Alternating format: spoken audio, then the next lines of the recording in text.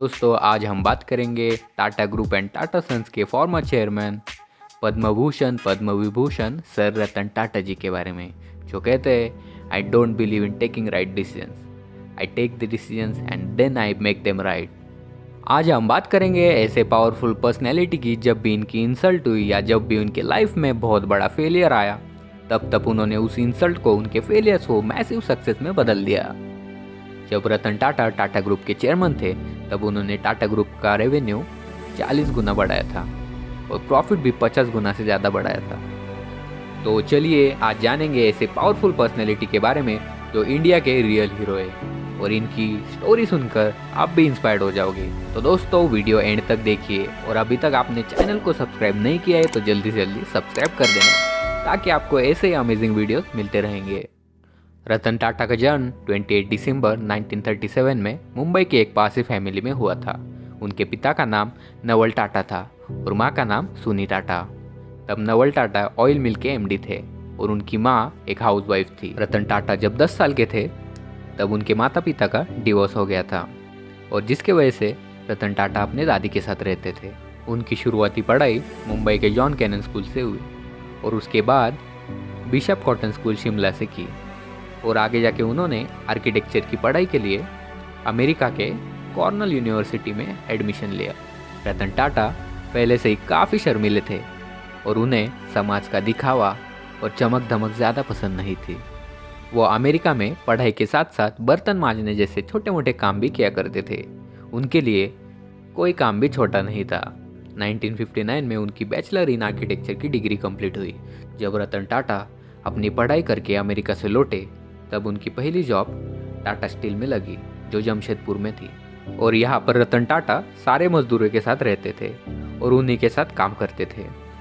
और 1970 तक रतन टाटा ने टाटा ग्रुप के अलग अलग कंपनी में काम किया और उन्हें इसके ज़रिए मजदूरों की लाइफ को काफ़ी बारीकी से समझने का मौका मिला। और इन सब के बाद 1970 को रतन टाटा को टाटा ग्रुप के मैनेजमेंट में काम करने का मौका दिया गया। 1961 में रतन टाटा ने टाटा स्टील में काम करना शुरू किया और रतन टाटा वहाँ पर टाटा स्टील के शॉप फ्लोर पर काम करते थे। फिर 1971 में रतन टाटा को नेल्को कंपनी की जिम्मेदारी सौंपी गई। नेल्को कंपनी तब टीवी एंड रेडियोस बनाती थी जो कि काफ़ी घाटे में चल रही थी। पर अगले 3 सालों में काफ़ी मेहनत से रतन टाटा ने नेल्को कंपनी को फिर से खड़ा किया और रतन टाटा ने 1971 से लेकर 74 तक नेल्को के मार्केट शेयर को 2% से लेकर 20% तक बढ़ाया। लेकिन तभी इमरजेंसी लग गई और इमरजेंसी और उसी वजह से देश में आई आर्थिक मंदी की वजह से नेल्को कंपनी को बंद करना पड़ा।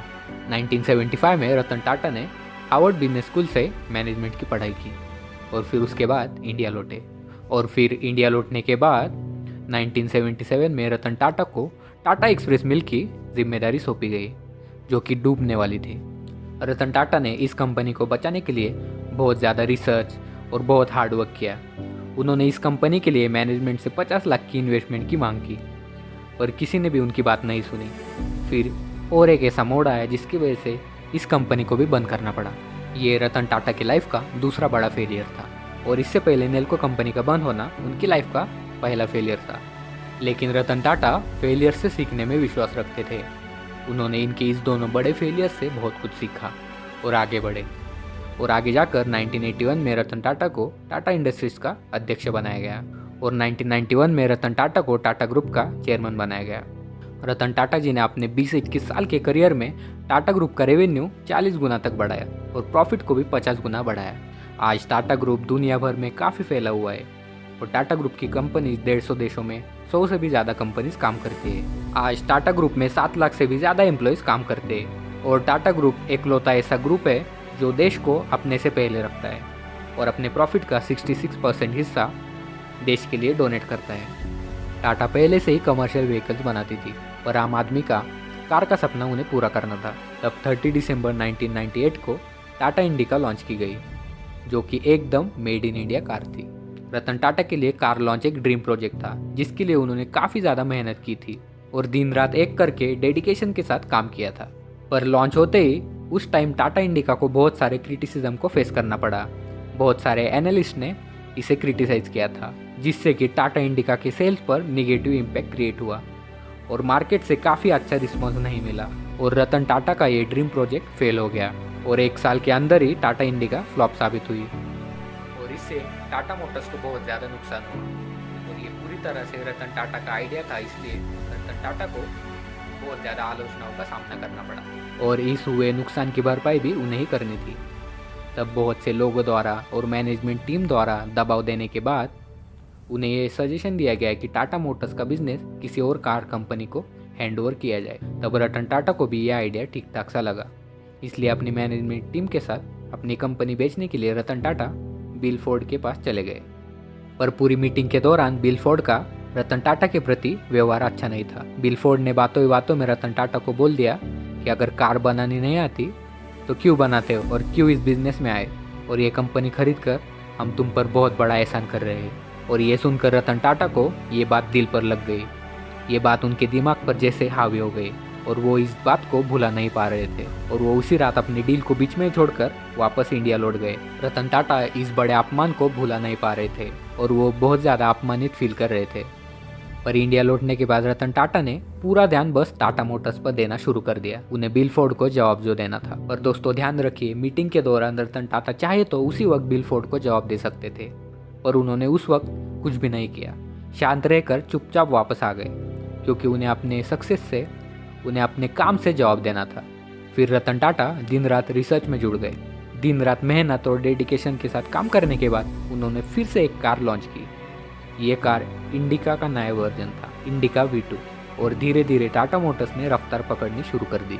रतन टाटा के टाटा मोटर्स के सपने के बीच काफ़ी ऐसा वक्त आया, काफ़ी हार्ड टाइम्स उन्होंने फेस किया और उन्होंने डटकर सामना किया और आगे बढ़ते रहे और अब टाटा मोटर्स काफ़ी ज़्यादा प्रॉफिट में आने लगा। दोस्तों दूसरी तरफ एक ऐसा वक्त आया जब 2008 में फोर्ड कंपनी अपने Jaguar and land rover cars की वजह से बहुत ज़्यादा लॉस झेल रही थी और जिससे कंपनी को बहुत ज़्यादा नुकसान हो रहा था और ये कंपनी बैंक करप्ट होने की कगार पर थी। और तभी रतन टाटा ने बिल फोर्ड के सामने उनकी जैगुआर एंड लैंड रोवर को खरीदने का प्रस्ताव रखा। रतन टाटा ने $2.3 बिलियन में Jaguar and land rover Ford company से खरीदी। पर दोस्तों इस बार बिल फोर्ड ने मीटिंग के दौरान रतन टाटा से जो कहा आपको सुनना चाहिए। तो बिल फोर्ड ने रतन टाटा से इस बार कहा कि आप हमारी लैंड रोवर और जैगुआर हमसे खरीद कर हम पर बहुत बड़ा एहसान कर रहे हैं। दोस्तों रतन टाटा ने अपनी मेहनत और डेडिकेशन के साथ अपने सक्सेस से बिल फोर्ड को जवाब दिया और यही वजह रतन टाटा को महान बनाती है। रतन टाटा ने जैगुआर एंड लैंड रोवर के साथ साथ और भी बहुत ज़्यादा कंपनीज खरीदी। रतन टाटा ने 2000 में टेटली को खरीदा, 2004 में डेव कमर्शियल व्हीकल्स को खरीदा जो कि आगे जाकर टाटा डेव कमर्शियल व्हीकल्स बनी, 2007 में कोरस ग्रुप को खरीदा और इसी तरह से बहुत सारी कंपनीज आज टाटा ग्रुप का हिस्सा है। रतन टाटा ने अपने पूरे करियर में टाटा ग्रुप को नई ऊंचाइयों तक पहुंचाया। टाटा जी अपने कमिटमेंट के और अपने वचन के बहुत पक्के हैं। वो अपने बहुत सारे इंटरव्यूज़ में भी बताते हैं कि वो अगर एक बार वचन दे दे तो उससे पीछे नहीं हटते। तो वो बोलते हैं कि अगर मैं किसी को एक बार वचन दे देता हूँ तो उसे पूरा ज़रूर करता हूँ। उन्होंने अगर उनकी कमिटमेंट किसी को दे दी तो चाहे कुछ भी हो जाए वो उस कमिटमेंट से पीछे नहीं हटते। तो उससे रिलेटेड ही उनके लाइफ का एक किस्सा आपको सुनाता हूँ। सर रतन टाटा जी को किसी लड़की के साथ प्यार हो गया था, दोनों शादी भी करने वाले थे और रतन टाटा उन्हें शादी करने का वचन दे चुके थे। पर कुछ परिस्थितियों की वजह से उस लड़की ने किसी और से शादी कर ली। पर रतन टाटा उस लड़की को वचन दे चुके थे और उसी वचन की वजह से सर रतन टाटा जी ने जिंदगी भर शादी नहीं की और कुंवारे रहे। तो दोस्तों ऐसे है रतन टाटा जी।